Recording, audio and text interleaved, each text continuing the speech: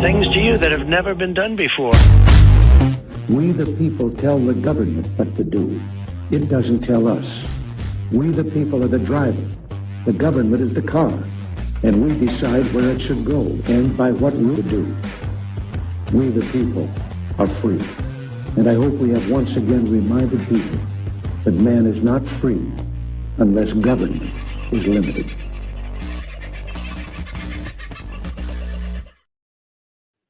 Oh, there we go. I forgot to take that down. How are you, folks? Having yourself a reasonably good night, I trust. I'll take that off and make it a lot easier to see me.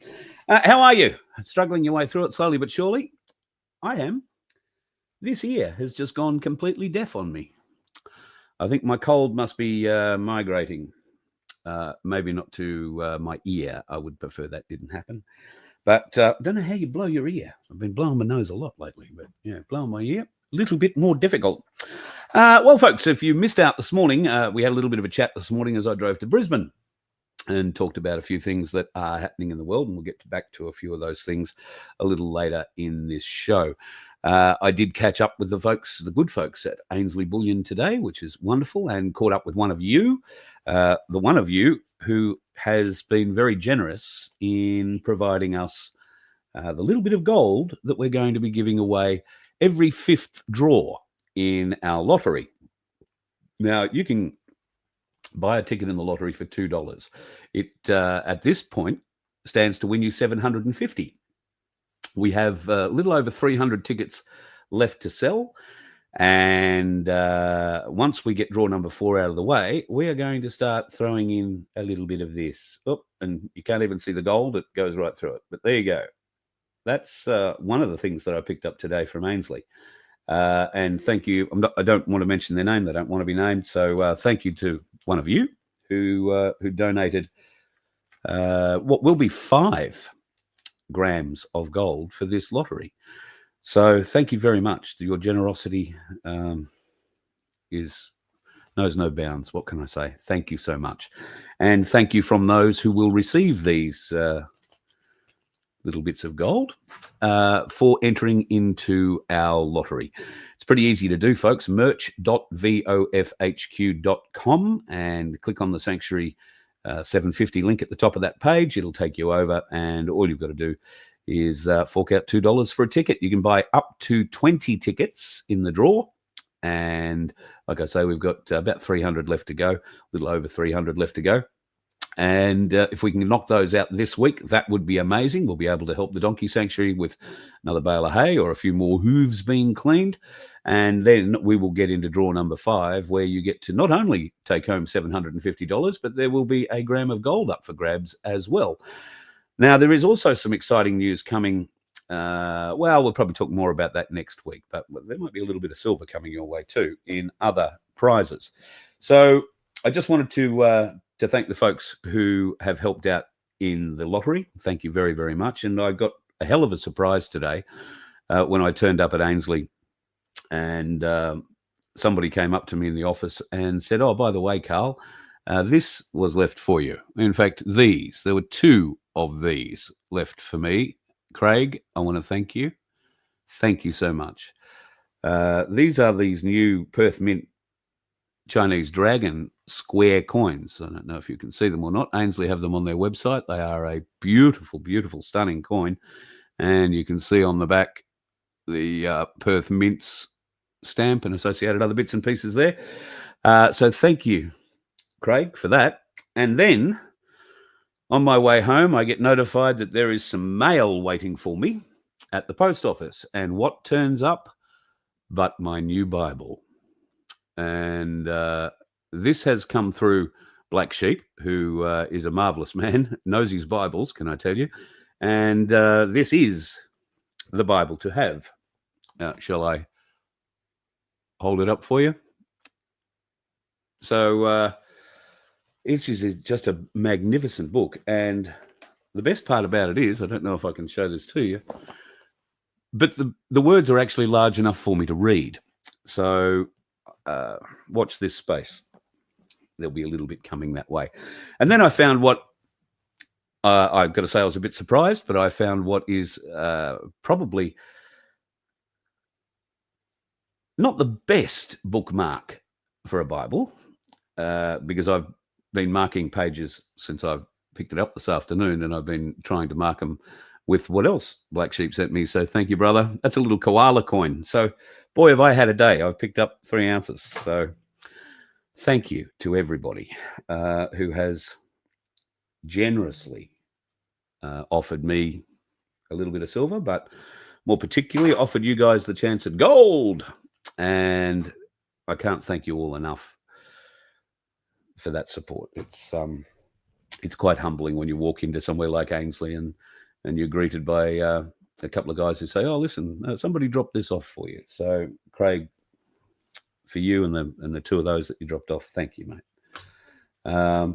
I'm just blown away by your generosity, and I'm speechless. I don't know what to say, but thank you.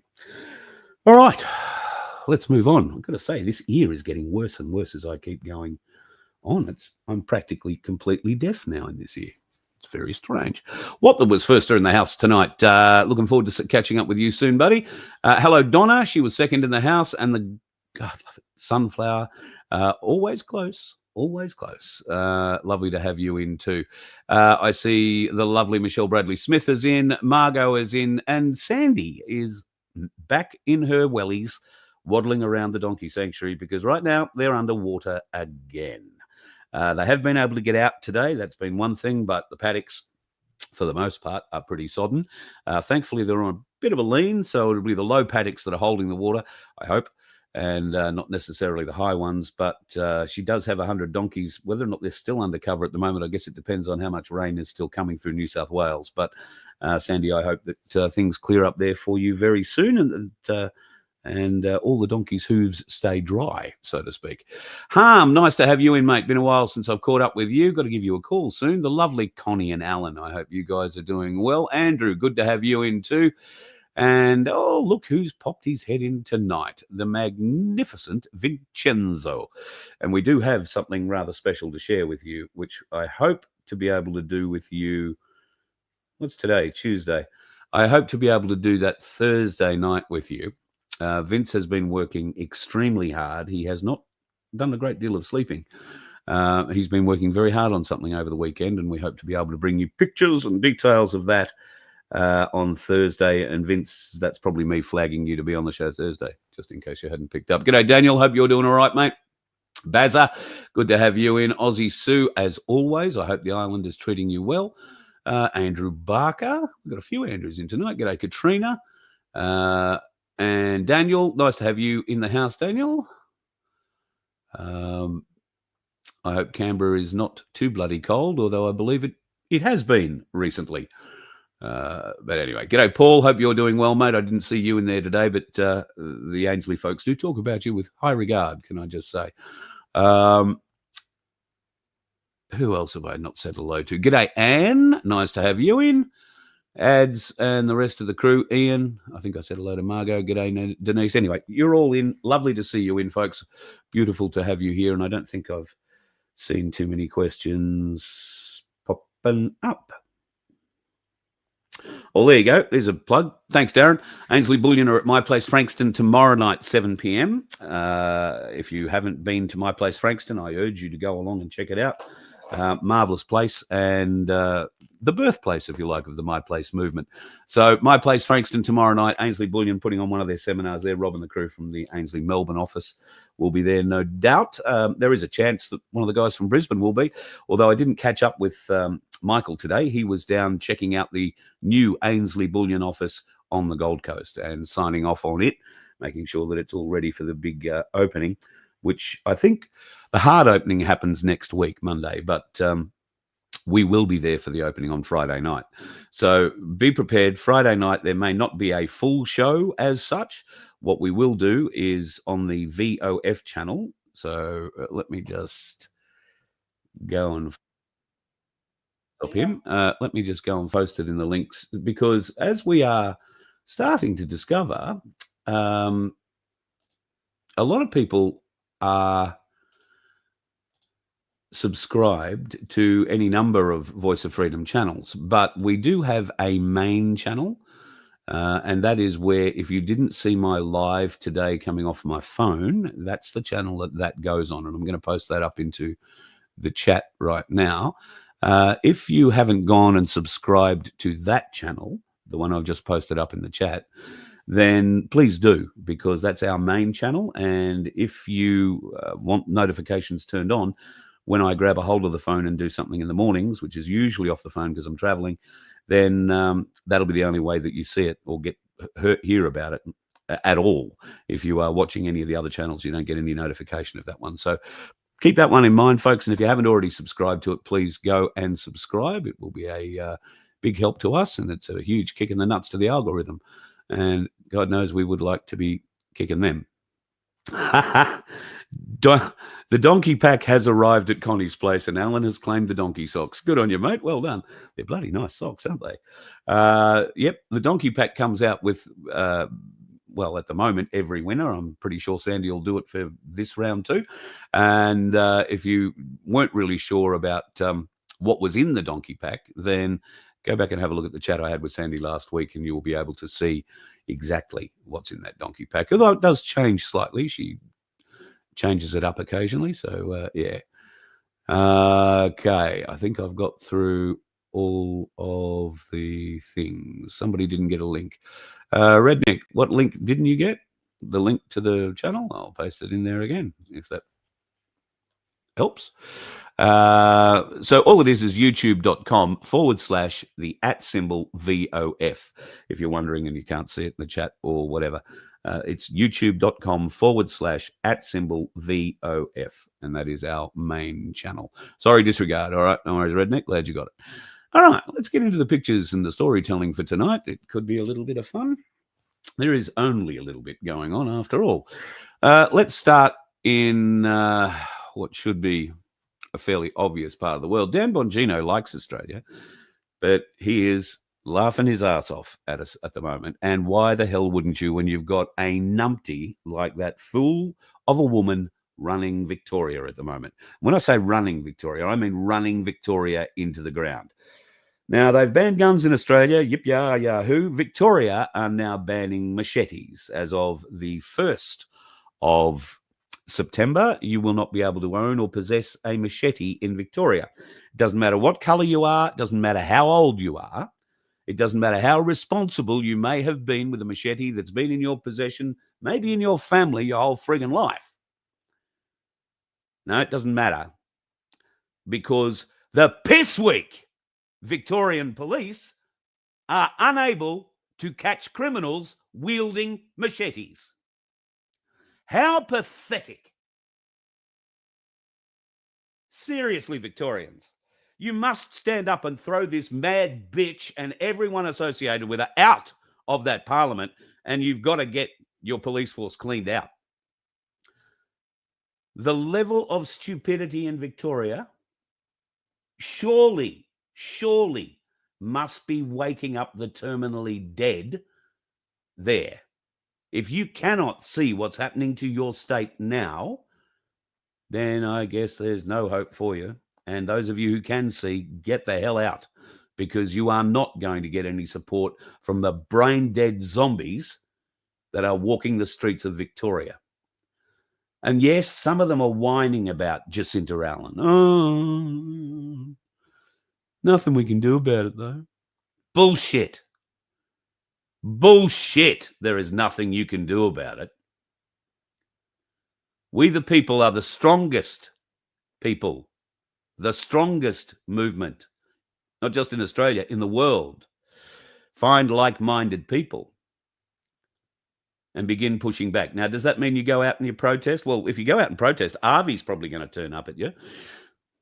He'll probably find, some black guy wearing a shirt he doesn't like, and then create a narrative around that, as Arvy is very good at doing.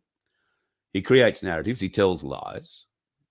And I think Blake Cottrell has released a video outlining the little stunt that Arvy pulled in Melbourne with Nick Patterson last weekend. It's a very, very good breakdown. A very good breakdown. I think it's Blake that did it. I'm not sure. he points out a lot of things that people ordinarily may not see if you're not looking or not watching or not paying bloody attention. And it's very interesting when you watch this and you see it all play out, playing Avi's video, just how correct some of the things that Blake is saying might be. Worthwhile going and checking out. I haven't got a link to it, but it is posted in Telegram. And what I might do is throw it up on my Telegram channels, and you can go and have a bit of a look in there later on. But what is happening in Victoria at the moment is I am praying that this madness with the mad cow running that state and the mad bastard that was running the state before the mad cow, I'm hoping that many hitherto unawake Victorians are starting to wake up. I've been making excuses forever for people not waking up. Oh, well, you know, they'll wake up eventually. There's more things have got to happen. It's going to get a hell of a lot worse before it gets better, folks. And it's got to get a hell of a lot worse before these morons who've swallowed the jab either shuffle off this mortal coil or go full-term zombie. And it is going to happen. Craziness being bred in Victoria. You could not be more communist in this country than being a Labor supporter in Victoria. Well, you probably could. You could be a federal Labor supporter. You remember, Anthony Albanese came from the far left of the Labor Party. What is the far left of the Labor Party? Well, the far left of the Labor Party is as close to communism as you can get. As close to communism as you can get. The Fabian Society. How many Fabians have we had lead this country? The red-headed clown, she was a Fabian. This mealy-mouthed muppet that's currently running the country, he's a Fabian. The truly diabolically communist left. And that's who we currently have running the country. Do we think that's going well, folks? Okay. We've discovered that our elections may not be as trustworthy as we had hoped. What are we going to do about it? Well, there seems to be a lot going on in America about it, and we'll get more to that in a minute, but I've got to be honest, the time frame doesn't really help. Here's another piece of bullshit going on in Victoria. Now, the Victorian government has a secret plan to shut down Cook's Cottage. Now, if you're unaware, you've never been to Melbourne and seen the sights, there is a beautiful set of gardens in the heart of Melbourne called the Fitzroy Gardens. And in the Fitzroy Gardens is Captain Cook's cottage. Yes, they pulled it apart piece by brick by block in England and transported it to Melbourne, where they set it up in the gardens. I've been to it a number of times. In fact, I think probably the first time I ever went to Cook's Cottage was when I was in primary school, and we went to Melbourne for a school trip. I've probably been there maybe half a dozen or more times over the years. It never ceases to amaze me how small it is, how small the house is, how low the doors are. It's almost like living in a ship. But the Victorian government doesn't want people to go and check out what has been one of the top tourist destinations of Melbourne for many, many years. And they're secretly planning to remove it. Why? Well, because they feel that having Captain Cook's house in the Fitzroy Gardens might upset some of our Indigenous brothers and sisters. It might upset some of the new Australians coming here. Who gives a fuck? If they don't like it when they get here, get back on the plane and go back home or go somewhere else. Don't come here and change Australia. But that is exactly what is being changed. Australia is being changed from the roots up. And we're an apathetic bunch of bastards who just say, oh, what can we do about it? How long are you going to sit there and say that? Because one day you're going to wake up and say, oh, we should have done something about that. That'll be when the coppers are knocking on your door. They're taking your silver and your gold and they're locking you up because you said something you shouldn't have, or you thought something you shouldn't have. It's coming. Make no doubt about it. And I'll give you another little tip about something that is coming and that the Australian government is heavily involved in. And this is an Australian company owned by a Jewish guy. What a surprise. It's called AU10 Ticks. AU, the number 10, Ticks, TIX.com. Go and have a look at that. I won't play it here. They'll probably jab me for copyright on music. But go and have a look at that website. Now, this Jewish man has created a business worth over $300 million. And what does he do? He helps AI. He helps Google come and secure, make sure you're secure, make sure you are who you are. They have put together a anti-fraud re-identification program. What this is digital ID. And if you go and have a look on their website, you will find a video on the front of it that will explain just how easy and wonderful this is all going to be. To have everything in your phone, to have, your whole life able to be just beeped as you step into the door of a pub or a club or anywhere. That's the plan. You will need to beep into everywhere you go. You will need to be re-identified, as they call it. And that's what this AU10 Tick software does. Australian company, Jewish guy, making a mozza, don't they all? And doing so on the back of our information, our privacy. Another Victorian-based company too, I think, just between you, me, and the gatepost.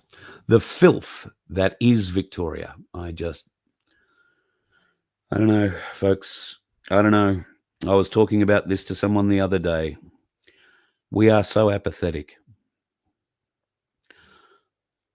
We could get, according to some people, 100,000 people who aren't necessarily Australians crossing the Sydney Harbour Bridge, waving their terrorism flags, waving their Jewish anti-Semitic flags.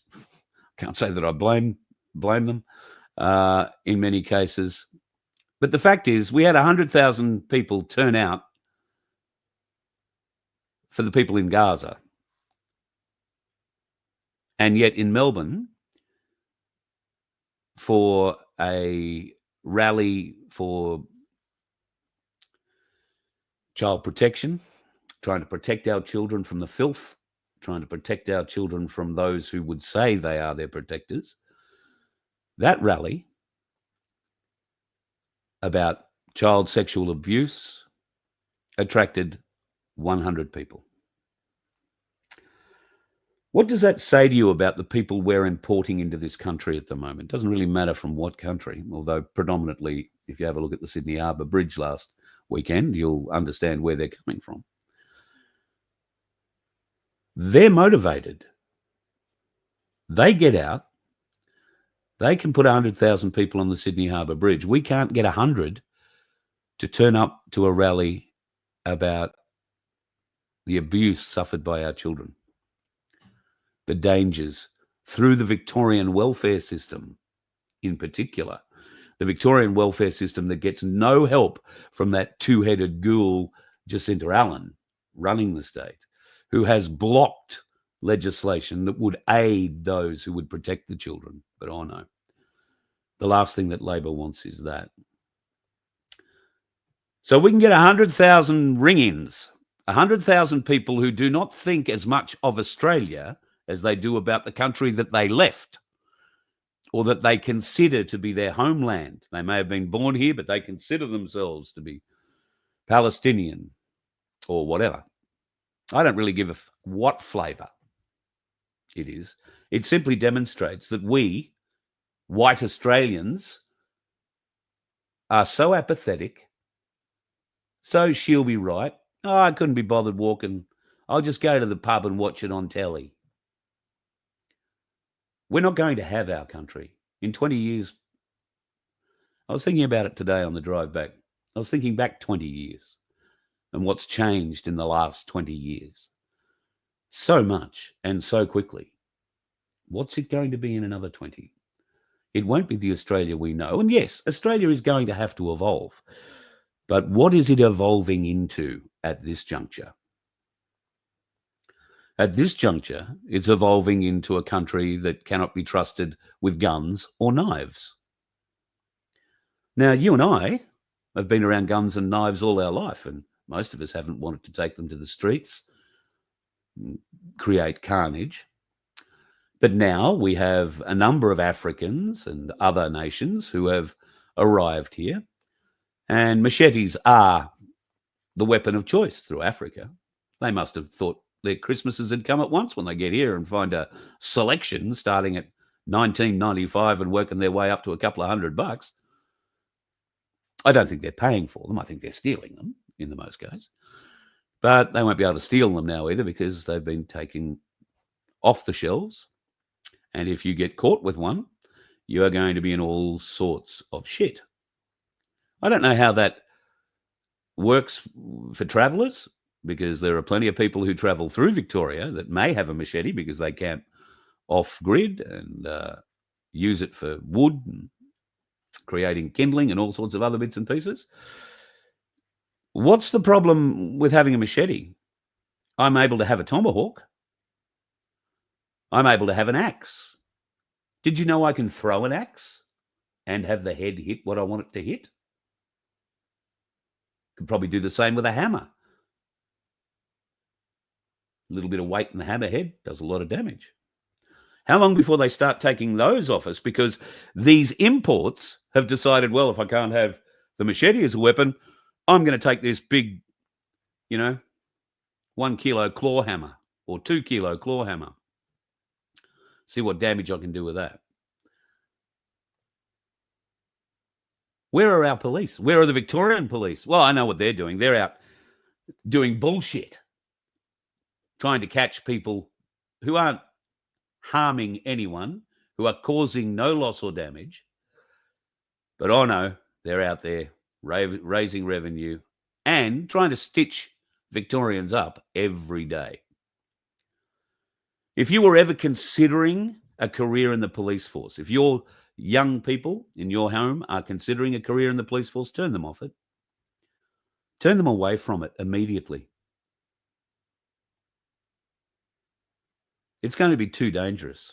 Our police force is going to be taken over by internationals, by people who have come to this country, have yet to gain any kind of citizenship recognition, but will be allowed to don a uniform and be given authority over us. The day that comes to me is probably going to be a bad day. Probably for me, but it's going to be a bad day. I'm not going to deal well with that sort of lack of respect for the Australian people. And that's what it is, folks. It's a lack of respect for we the people. Governments, all states and nationally, don't give a hoot about us. They do not care. The communist Albanese government wants you to be on the state tit for the rest of your life. They do not want you to own a house. They do not want you to own a car. They want you to be completely beholden to the state. And if you've ever been to a communist country, and I have spent time in what was East Germany, it wouldn't have got more communist at the time. And I can tell you that a communist country, an East German communist country, was like living and looking at the world in black and white. Steam trains, cobblestones. People still, well, maybe a European thing, but still, people still breeding rabbits in hutches so that they could have a rabbit and meat to eat. I remember lining up for bread and milk with my grandmother every morning. And by 9 o'clock in the morning, there was nothing left in those shops. I remember my uncle having to wait 9 years because somebody backed into his car and put a dent in the rear quarter panel of it. And yes, he had a Trabant. Now, Trabants are great little cars. Well, Trabants are cars. the whole thing being with the communist car maker, the Trevant, was that it was going to be the people's car.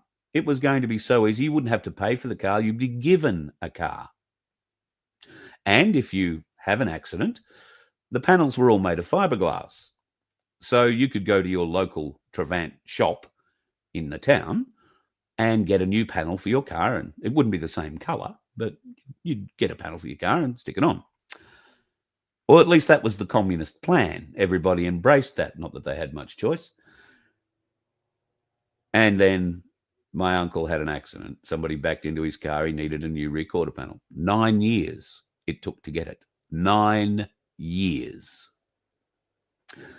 Now, of course, there is no communist East Germany anymore. It's now just Germany. But you'd have to ask yourself, there have been many, many strange influences, including Angela Merkel, who spent a very, very long time at the head of the German Chancellery.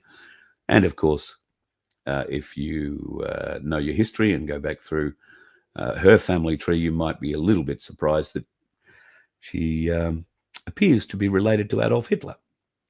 Very closely related to Adolf Hitler, along with two other women around her same age. One, Theresa May, who wound up being the Prime Minister of England, and another one who I think became the Prime Minister of Holland. So, curiouser and curiouser. There are weird things coming, and I'm sure there are much weirder ones on the way. Here's a weird thing. This bloke, Kershaw, the AFP commissioner, has mysteriously retired. Now, there's been an awful lot going on with the AFP. The AFP are under a lot of pressure. And it's not because of people turning up on the streets in Canberra and waving placards. It's because of the lies and deceit that has been practiced from the top down of the AFP. And this Kershaw bastard was one of those, making sure that everybody who came to Canberra a couple of years ago got charged with something. If you stuck your head up, you were hit as hard as they could possibly hit to charge you with as many things as possible, to take as much money from you, to deprive you of your liberty for as long as possible, and to try and get you to shut up, to turn around, to walk away. And thankfully, the Canberra Standers, Dan and co, never gave up. By God, they got a list of charges thrown against them, though. Pages and pages and pages of them. They fought everyone and won quite a few. And that's the interesting thing. Now, a lot of these cases, and I'm not going to speak directly to Paul Offey's case, the Frweedom truck driver, because it is still before the court.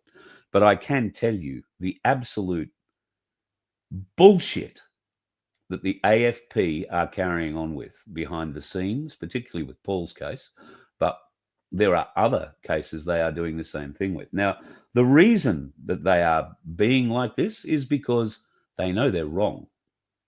They know they don't have a leg to stand on. And in Paul's case, they know that should he be found not guilty, and there is a very good chance he won't be found anything like guilty once we provide the evidence in his trial, I don't think there would be a fair jury in this country that would ever convict him. But then again, this jury will be sourced and based out of Canberra. And that puts a different complexion on things, because people in Canberra, some of them are quite awake, but they don't live in Canberra. They live out of Canberra. I've not met too many people who live in Canberra that are awake. Mary Jane, Cass, there's a few, but by and far, very, very, very few. So the AFP are going their hardest to try and hurt everybody that they were able to get a ticket on and try and keep up the rest of their investigations happening around the country. And I'm sure there are many of them. The new police commissioner is this woman. She might look a little bit familiar to you. She was the one that came out and gave all the excuses for the caravan full of explosives that sat on the side of a Sydney road for God knows how long, some weeks, that the AFP knew about. They knew it was there. They knew what was in it. But they let the story go that it was going to be a bomb to blow up a Jewish synagogue. Remember the newspapers. This is the rate of the bomb blast radius. If this had have gone off at this mosque, or this, what do they call them? Synagogue, it would kill however many people. It'd leave a crater of 40 meters across, you know. All this shit about it supposedly being a Jewish plot to blow up a Jewish synagogue. Absolute lies, but played out by the Albanese government, who knew different. They knew the truth. And this woman, they decided to put her out the front to take the blame and tell everybody what was going on. Well, now she must have really impressed the bosses with that, because now she takes over this bloke's place, and where this bloke goes, who knows? Gitmo with a bit of luck, although I don't think we're sending ours to Gitmo. I think they're going to Guam. But Guam's only a little place. What else is going on in Victoria? Oh, yes. The anti-Semitism laws in Victoria. I'm sorry Victoria is starring tonight, but that should tell you something, folks. Victoria are leading the way in bastardry in this country, and they are trying to show the way to the other states. And if they can make this work with the Victorian population, then they can make it work in any other state. That's their thought, anyway. We can't let that happen.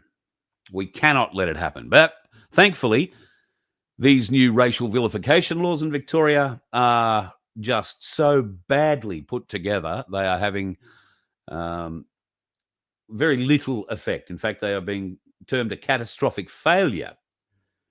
Well, that's because you're trying to impede free speech. The Jews don't like it when you talk about them, unless you're saying nice things and how wonderful they are. And look, there are wonderful and nice Jews. I'm 100% sure of it. I know quite a number of them. But then there are Zionists, and then there are those who do not follow the Torah at all. They follow the Talmud, and that is a whole different ballgame. They are not Jews, all right? Benjamin Netanyahu and his bunch of ghouls running Israel at the moment are not Jews. They are Khazarians, and that's a lot different. They stole the Jewish religion, they stole the Jewish name, and they have perverted it over the years. Just go and ask any Jew you know, what book do you read, the Torah or the Talmud? If they believe the Talmud, you know where you stand. You are goyim. You are less than cattle. Never, ever forget that. Because they don't. And the people who are running this world would like to see we the goyim herded up and slaughtered. Because that's all we're worth. If you listen to the old Rabbi Finkelstein, I think his name was, I will play that again one night. The good rabbi on a phone conversation discussing exactly what they are doing to we the goyim, how they feed us to ourselves in hamburger mince and sausage. Yeah, true. That's why you don't see me at McDonald's too often. But there is more coming. More coming. And there are many disturbing things that are happening in this country. I was speaking the other day with somebody about Julian Assange, and we were discussing the fact that he has been very quiet since his release. And I think that was part of his release, a condition of his release, that he didn't become an influencer, so to speak. And I don't think that that would be something Julian would be interested in anyway. However, what they did want him to do is to stop talking. They didn't want him to be talking WikiLeaks. They didn't want him to be coming back and rehashing what has already been put through WikiLeaks and what has already been posted. And yet, on Sunday, or the day of the march, we see him walking with this absolute piece of shit, Bob Carr. Now, Bob Carr was behind the scenes in things going on with Julian Assange. I think he was Kevin Mann's boot boy, because he'd been sucking on Kevin for quite a while. And that's why we were able to see Kevin Rudd turning up at all the appropriate times. Kevin Rudd on the flight that took Assange out of the UK, but also on that flight was that bastard Bob Carr. Now, if they're going to replace all the main players in politics with, masks or copies, they would have done it to Julian Assange, wouldn't they? Julian Assange being seen happy smiley with Bob Carr walking across the bridge as part of his little entourage, I would have thought would be pretty opposite to what we would have thought from Assange while he was incarcerated, and whether or not he'd have anything to do with these people. Now, okay, he's been incarcerated for a long time. If he really was in Belmarsh, then not a nice place to be. And I guess if Bob Carr was turning up and making representations on his behalf, I guess you probably owe him something, don't you? But has Assange sold out? Assange essentially has already done his job. There is nothing left for him to do. The WikiLeaks trove is opened. We know everything in it. Well, if you've ever decided you wanted to go through it all and read, and it's not easy reading, folks. It's not easy to go through. Thankfully, there are now some databases which make it a lot easier to search, but it isn't easy to read, because it's essentially a whole bunch of emails that, you open up a folder, start at the top and read your way through, and you may or may not get them in order. You've sort of got to try and piece it all together. Nothing is easy about what he's put out. However, that's all factual. And now, what are we left to do with that? Well, I think there is a lot more in the WikiLeaks files that we have forgotten about, that we should never have forgotten about. And for those folks who have access to them, I would commend you to go back in and have another look. Remind us of what we are forgetting, because there has been so much in the last 4 or 5 years, so much, and so many different levels of it, that we forget. We forget. And we're working on something here at the moment that will help you remember. And, well, I hope it does help you remember. Do you know Vincent Kennedy? Vincent Kennedy is one of the Kennedys, and he has been throwing out quantum information and crypto information now for a couple of years. He has been particularly effervescent in his speaking of the quantum financial system or the quantum system. Now, he's put out this post, as you can see circled there.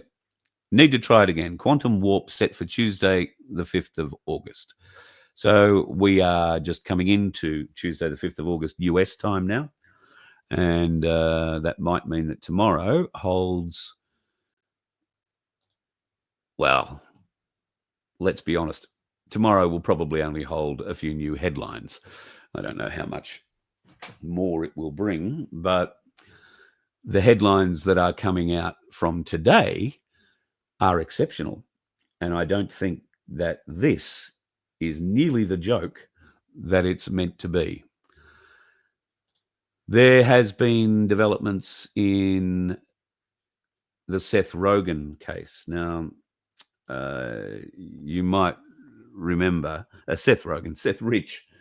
You might remember Seth Rich was a DNC operative. He was working for Hillary Clinton's mob with Wasserman Schultz, Debbie Wasserman Schultz at the time. Now, Seth Rich had access to the entire DNC computer system, and it is believed that he is the one that sent all of that treasure trove of information through to WikiLeaks, through to Julian Assange. And in fact, Assange came out and offered, I think it was $20,000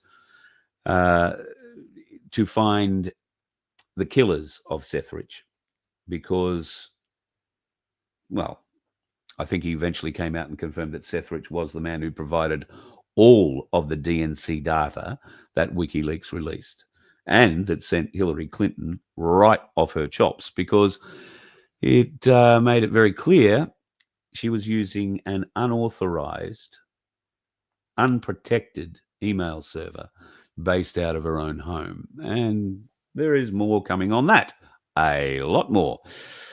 Also, George Soros. Now, I'm not sure if old George is actually still alive. I'm sure they've got him in a machine somewhere, but his son is running the business these days. His son has been involved in the business for the better part of the last 10 years, so I would be surprised if his son doesn't get tarred in this as well. But these declassified documents that have been released implicate Soros and others in the Russiagate disaster. And Tulsi Gabbard's very, very instructive release of last week has now been taken up by the Department of Justice in America, and Pam Bondi has come out and stated that an inquiry into Obama and his upper echelon of folks, including Brennan, Clapper, Rice, Comey, McCann, and I've forgotten one or two more. Anyway, all of those big names through that period are heavily involved, and all of the files are going to be publicly released. The DOJ will only release those after they have, I suppose, charged and been through some kind of trial. Now, it seems like Pam Bondi has said, while an investigation is being started into all of this, it will be a little while before any kind of grand jury indictment is processed, because they have to investigate what's happened. It's pretty simple, the investigation.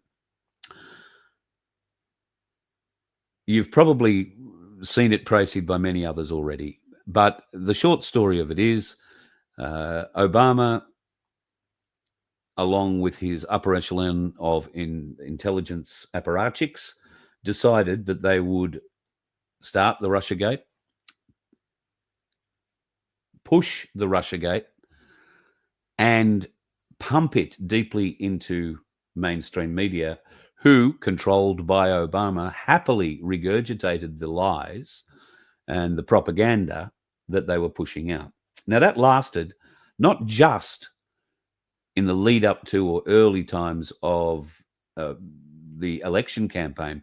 It has stretched its way through the entire first presidency of Trump, from 2016 to 2020.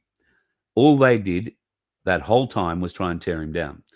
The two impeachments that failed were always going to fail because they had no evidence. But all of that, and we spoke about it at the time, saying they are creating precedent here for themselves, these dumb Democrats. They do not understand the plan or the plot that which they lay will only catch them. I don't know how the DNC Labor works the same way. They seem to attract the least intelligent of any community, the left. And then there are some who are a bit smarter and go to the left because they realize the bulk of the people in the left aren't terribly smart and they will believe what they're told. And so these manipulators work their way into the government or to other controlling interests in our nation from the left. And they work to deliver their utopia, a communist utopia. And how are they going to deliver us to a communist utopia? They are going to flood us with people from overseas. They are going to take the white out of white Australia and they're going to breed it out of us. And it will only take a generation or two. Australia will be a brown country going forward. That is their plan. Now, do you want to fight for that? Do you want to fight to keep Australia the way we like it? Do you? Do you understand what fighting for it really means? Some of you, like me, might be a bit past going and having kids now. But go and encourage your kids to have them. And if you happen to have a daughter who comes home pregnant, congratulate her. Don't yell at her. because we need it. Our birth rate, the white Australia birth rate, is non-existent by comparison to the many other nations that are flooding into this country. And bear in mind, these nations that are flooding into this country are being granted permission to bring relatives from their home country back here to live permanently, because it's such a great country, isn't it? Can't carry a machete, can't use a machete, can't have a gun, not easily, can't protect yourself, and if you look like you're going to, you will be shut down. It's just disgusting what they're doing to this country, folks. And you're sitting there saying, yeah, it is, Carl. Bloody disgusting. What's your suggestion about what we can do about it? Will you email it to me, carl@vofhq.com? I want to get a whole bunch of suggestions together and see what we can come up with. I guess one of the things that we can hope going forward is that while those of us who believe we are watching a movie are seeing it for what it is, and here is an example for what it is, this is just a small portion of the deep state that has already been removed or died naturally, depending on your point of view. Charles, of course, very rarely seen these days. They're talking about him dying. William is talking about modifying the royalty all over again. Oh, and speaking of interesting royal things, let me see if I can just find these. There we go. Oops, that's not, oh, wrong thing. Right, there has been a rather interesting change in what's going on with our defence forces. Now, I'll have another go at trying to upload these things. Where are we? There. All right. Our defence forces have had a change of emblem. Now, this occurred on the 1st of August, and I thought, well, that's interesting. How long have we had these emblems, and why are they all changing? For what possible reason would they change? Here is the new emblem for the Royal Australian Navy. Looks lovely, doesn't it? Oops. Well, I might have just killed myself there, have I? Yes, I have. Oh, no, I'm back. So that is the Royal Australian Navy. They have a new emblem. Ta-da! Congratulations. This is the new Army's versions. There are a number of them for the different areas of Army. And this is a Royal Air Force, Australian Air Force badge. You might say to yourself, what's changed? Why have they updated it? What's going on different there? Well, they've changed it to reflect a new monarch, the reign of a new king, that being Charlie. But what I've noticed, and what you may have noticed, is the shape of the crown. Charles has not decided to use the Catholic crown, the St. Edward's crown. His mother had the St. Edward's crown, and I want to believe her father, George, used the St. Edward's crown as well. This particular crown, with the hoop on the top of it, is called a Tudor crown and was first used by Henry VII or Henry VIII. I want to say Henry VIII. Now, why was it created? Why was a new crown created? Well, because the St. Edward's crown was the Catholic crown, a Vatican crown. And when Henry VIII severed relations from England or the British Empire to the Vatican and created the Church of England, because the Catholics wouldn't give him a divorce, he created the Tudor crown. That meant a break, a complete break from the Roman Catholic crown. Yeah? You understanding that? So now the question is, why is Charles using that crown? It's rather interesting, don't you think? One of those little changes that we see, if you have eyes to see and ears to hear, and a little bit of knowledge in the background. And that little bit of knowledge would have come if you'd watched our Magna Carta sessions, which is still available on the YouTube channel. Some of the first stuff that we ever did here. There's 30 episodes on Magna Carta. I urge you, you won't learn everything about it in those 30, but I urge you to go and have a look at those, because they will teach you a huge amount, give you a voluminous knowledge, if you like, on the subject, and one you will be able to put into action. But if you don't understand the difference between the two crowns and what significance this particular crown might have for us going forward, then you're not as awake as you think you are. Please do a little bit more research. And I've had somebody else talk to me today, and I've been going for a while now, so I'll shut up soon. I've had someone else talk to me, not today, it was yesterday, about doing more research and showing you more research and all that. I've been struggling, some of you may know or have noticed, I've been struggling for the last month or so. One of the things I struggle with is that very point.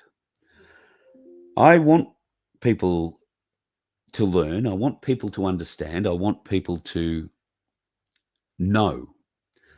However, I can't sit here and tell you everything. It doesn't sink in. If I say something, and probably not to this audience, but to the externals that might watch this and don't know the history of this program, I can't teach you. Nobody can teach you. You, if you don't believe what we're saying, you need to go and prove us wrong. And that requires research. Or, like good most apathetic Australians, you don't care to prove us wrong. You think you're right, and that'll be just it. I'm too lazy. I'm going to the pub.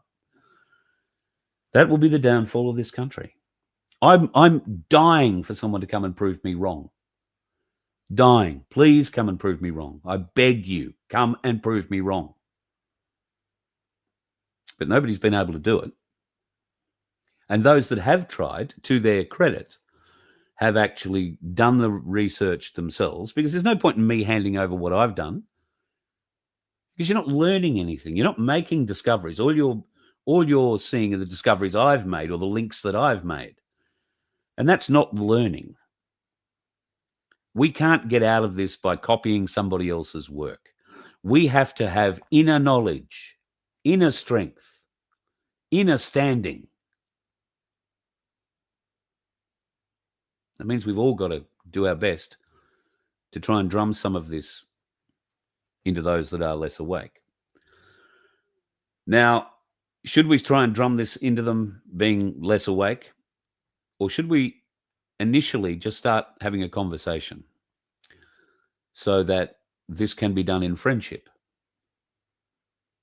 And it is very possible to do around a bunch of strangers. I do it quite regularly. And it's simply asking questions. Do you think that's right? Do you think the government should be allowed to do that? Can you point to the law that says they're allowed to do that? And yeah, it requires a little bit of research. And yes, we're all very busy. And we're all going to be very dead very soon, unless we get off our asses and learn. We're all waiting to be elevated to this next level of consciousness. How do you think we're going to do that if you're not prepared to get off your ass and learn? Now, I know I'm preaching to the converted here, but I'm trying to, and I don't think I'm doing a very good job, I'm trying to find a way to help you motivate others around you who aren't as well versed maybe as you and I. Not in an aggressive way, not in a pejorative way, but in a welcoming friendship way, an educational way. And at the end of the day, all we can do is show people, line up all the dots, cross all the T's, dot all the I's, and let them read it. Or better still, let them cross the T's and dot the I's and then read it. because that is the only way they're going to wake up. But we have to be able to deliver it to them in nice little bite-sized bits where they can have that 30-second brain fart and go, oh, I'll find out what that's about. Because that's all we get. Me talking to you for an hour is one thing. But to a newbie, I get 30 seconds. I get 30 seconds to hook them, get 30 seconds to get a question out of them, get 30 seconds to try and open up a doorway into them where they will see and start questioning some of the things that they're shown. That's all we can hope for, I think, at the moment. If there is a better way, please let me know. Email me, carl@vofhq.com. Greg, I got your email. I've got a heap of emails over the last 2 days from people who've sent me so much stuff to watch. And I didn't get to any of it today. I did watch a bit of it yesterday. I want to thank you all for what you're doing there, putting that sort of stuff in for me. It does make me quite humble when I see so much information coming from so many different areas. And in fact, a gentleman that I had lunch with today has sent me some really interesting stuff that's coming out of Ukraine at the moment. I plan on having a look at that through tonight, and we may well talk about that tomorrow. It's just theatre, folks. It's just theatre. I mean, the theatre might have a very bad ending for us all, or it could have a very good ending. Who knows? Tomorrow morning when we wake up, the world could change. The 5th is supposedly a trigger date, but then the 8th, Friday, is Lionsgate. Lionsgate, a spiritual awakening, the biggest we've ever had, apparently. So Friday, the 8th of August, is a date that has been touted now for a couple of years. The 5th is, well, I only really heard about the significance of the 5th yesterday or the day before. And well, let's see what happens overnight, shall we? But there are increments. It's great to see that Pam Bondi has released news, and that might have been this morning, their time, like released on the 5th, that an investigation is starting into Obama and his cohorts. That's going to create a ruction inside the US. It is going to send the DNC, the Democrats, into apoplexy. Just wait for the screaming. The next few days should be very, very, very interesting. Just as well I won't be on the roads. I'm going to stay here and avoid the dickheads. I suggest you do the same. Let's talk tomorrow, hey? You let one ant stand up to us, then they all might stand up. Those puny little ants outnumber us 100 to 1. And if they ever figure that out, there goes our way of life. It's not about food. It's about keeping those ants in line. That's why we're going back. Does anybody else want to stay? Let's rock!